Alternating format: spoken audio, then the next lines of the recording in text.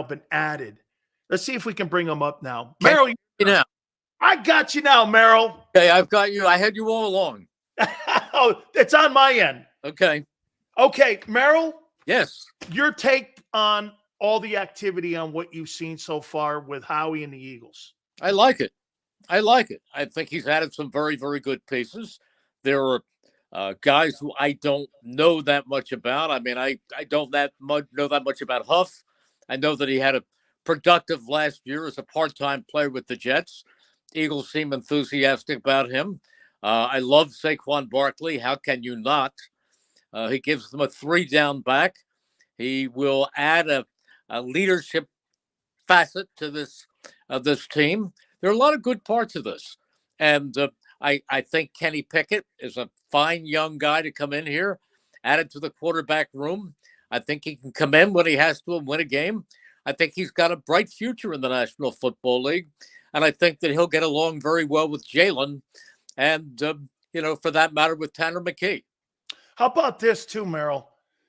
Have you been shocked that the Eagles pivoted a little bit when it came to a priority at the running back position? It's not so much that they don't value the position because they've had 2 Pro Bowlers the last 2 years. Right.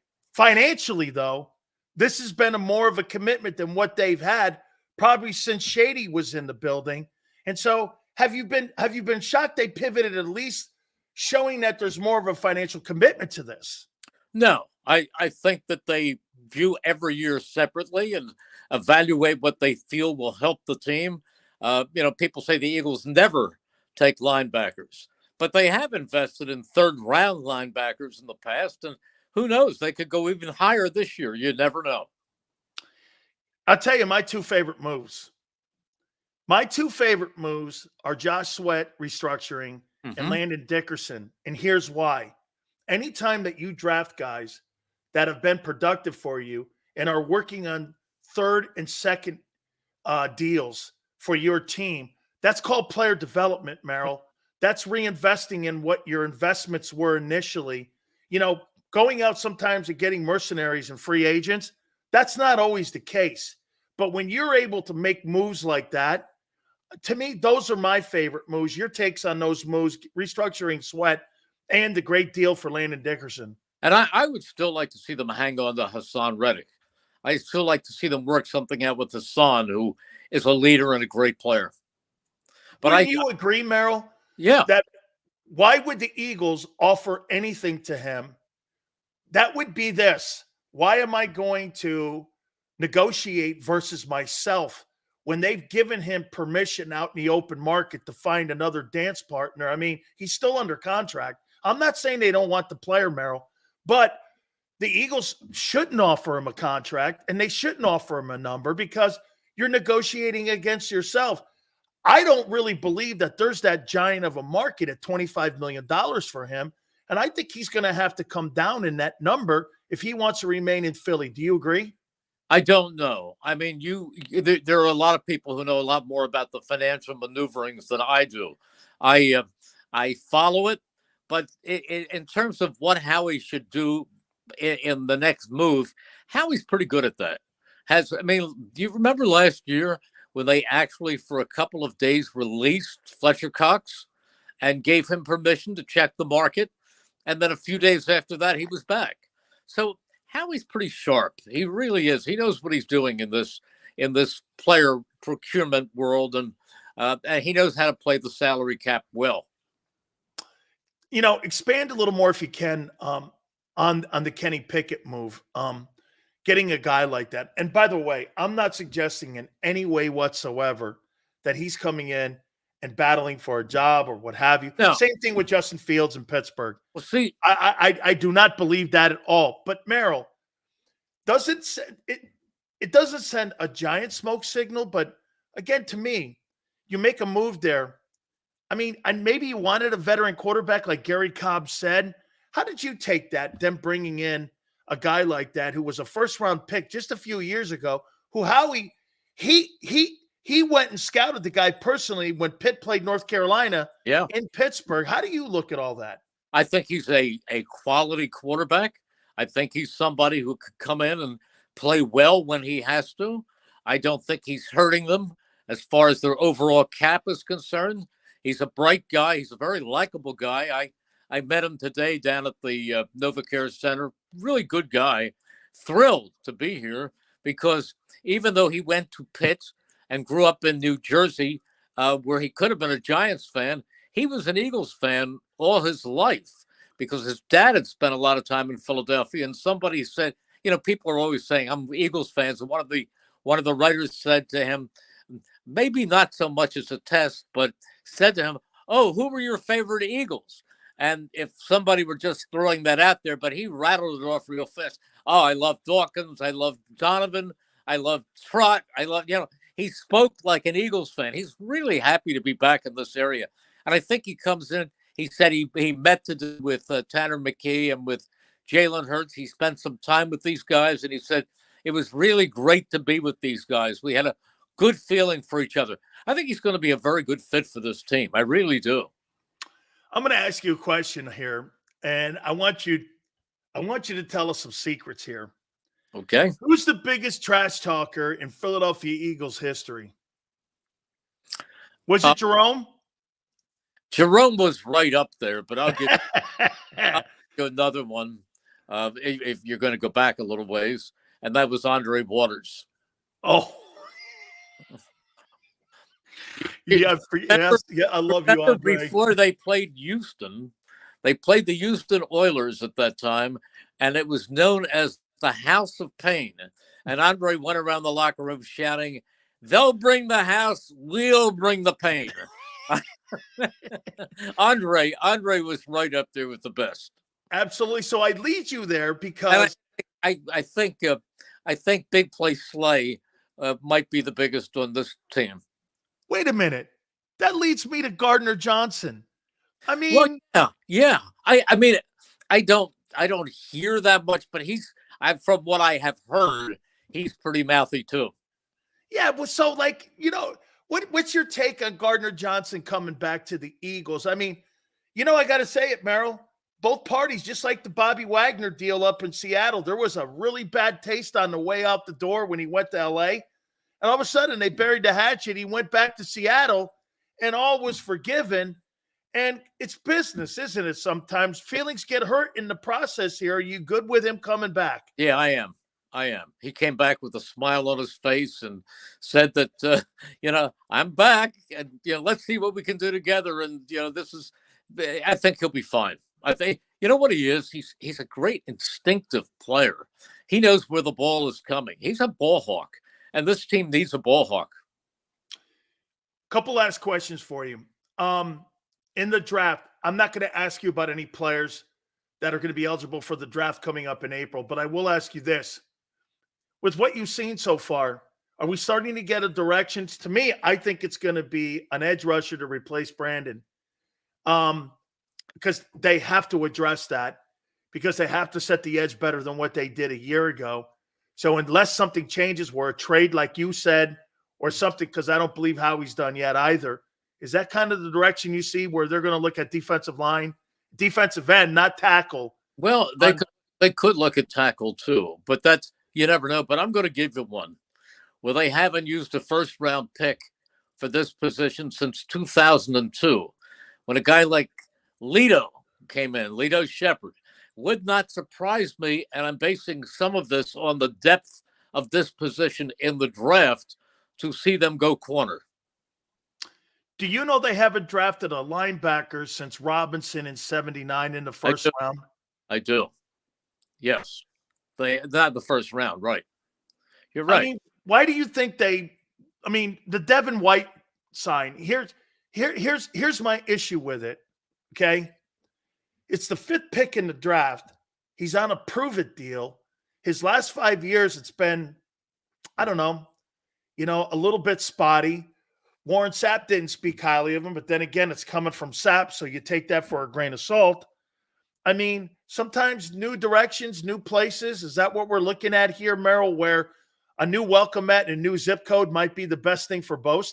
Dan, I like the name. The name excites me because I know how good he was, and I know how productive he was, and I know the fact that he is still relatively a young football player. Sometimes you get these names, and I'm gonna bring back, because this I hate to go memory lane, but over the years, I mean, the Eagles picked up Roy Green when he was no longer Roy Green, and they picked up Art Monk beyond the time he was really Art Monk, and they picked up James Lofton when he was not the James Hall of Fame Lofton that he later became. So I think we tend to get excited about names, but when you pick up somebody like picks up someone like Devin, who's what, 26 years old, 26. 26 years old, that should be the prime of his career. And assuming that he is healthy, and I'm sure they've had him take medicals, I I think that could work out just fine. And I haven't given up on the Kobe Dean either. He's had injuries so far, but sometimes those injuries stop and the player goes on to a productive career. Sometimes those injuries continue, and Buddy used to say durability is as important as ability. And there have been players who were great players and then suddenly were injured for the rest of their careers and ended up with a disappointing productivity behind them. So I want to wait and see, but I do know that if he plays like the player who we saw early at Tampa Bay, he's a special player. Just my favorite line of all time will always be, just ask the guy in France. I'm going to ask you one last guy. Well, Hey, ask the guy in France. That was my second favorite, Buddy. My first favorite, Buddy, was they had a offensive lineman, Ken Reeves. And I came to practice one day and there was no Ken Reeves. And he was supposed to be back at practice. And I said, "Where's Ken Reeves, Buddy?" He said, "I traded him to Cleveland." I said, why'd you trade him? He said, "He's always hurt." I said, "Buddy," and you could talk to Buddy. You could challenge him if he liked you, and he did like me. I said, "Last year, he had appendicitis. This year, he had a high ankle sprain. They're not related." Buddy said, "If you have a cow and the cow has a calf and the calf runs out over the barbed wire fence and gets struck dead by a 12-wheeler, and that cow has another calf, and that calf comes out into the meadow some stormy night and gets struck dead by lightning, you shoot the blankety blank cow." Oh That my was my God. favorite Buddy of all time. Oh my God. He has to be the most colorful coach in the history of the Eagles. Yes. Him and Vermeil those two guys have to be the most colorful coaches in the history of the Philadelphia Eagles, or during your time. I don't think Dick was colorful. What he was, and he's my favorite. Me. He's my favorite coach of all time, and we remain friends to this day. I'll call him after a game and say, "What did you think, Coach?" And he's just wonderful and looks great.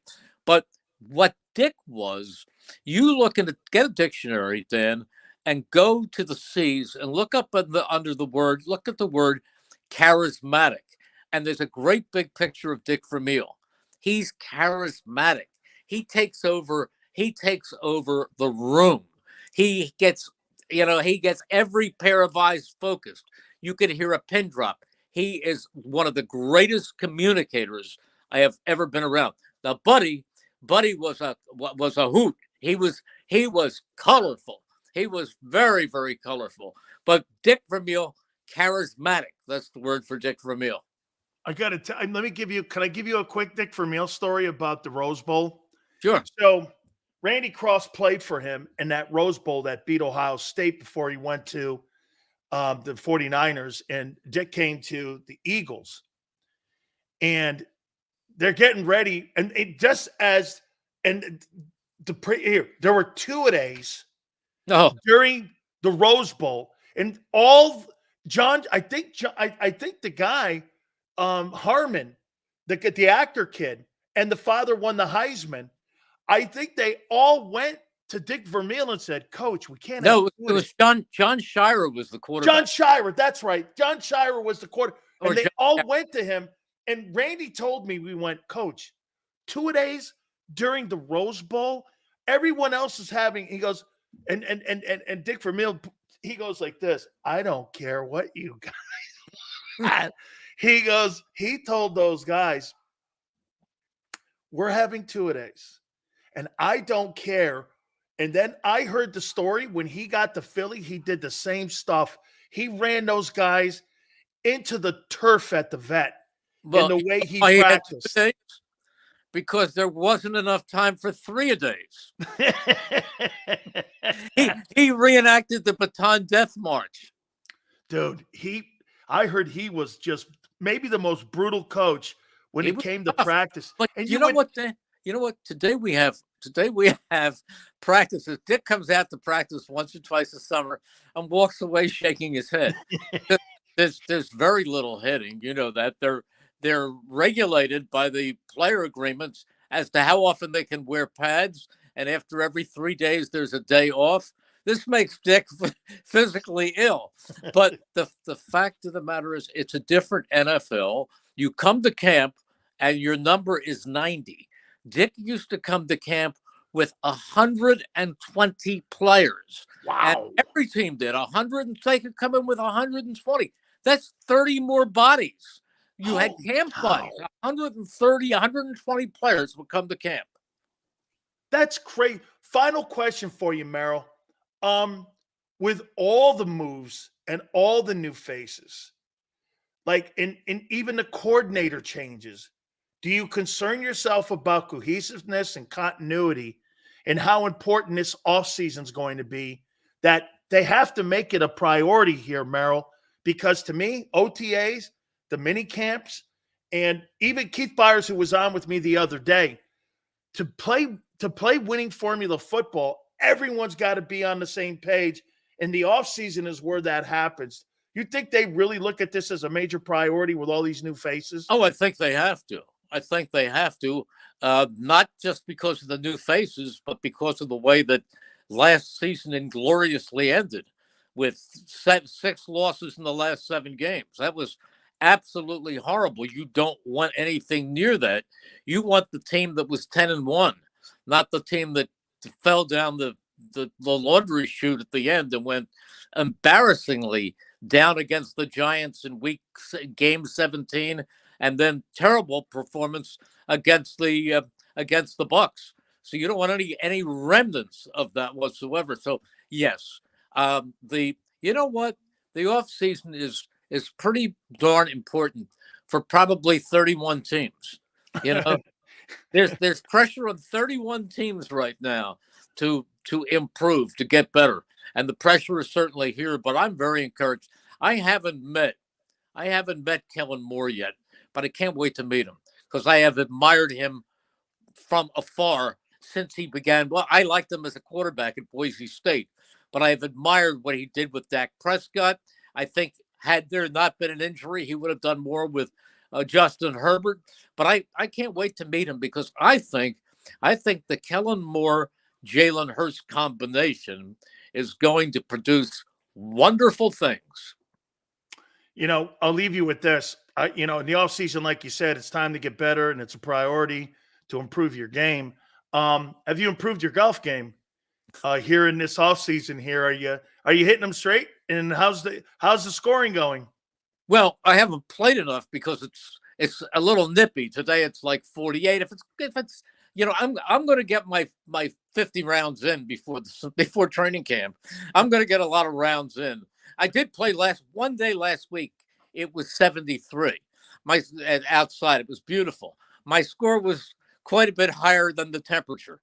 But when I can play 3-4 times a week, I will be very, very respectable. I'm not going on the Champions Tour anytime soon, but I will turn in a nice scorecard. Okay, so is it the drive? Is it the iron play? Is it the short irons? No. Is it the putting, or is it the bunker? What separates Merrill Reese from Mike Quick on a golf course? Well, the distance. I can hit it just as straight as Mike Quick, except I can also hear it land.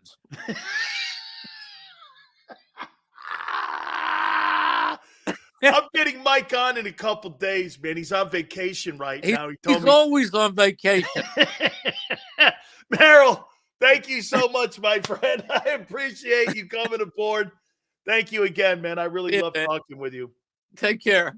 You got it. Our good friend, Merrill Reese. Please hit the like button. Keep it here, National Football Show.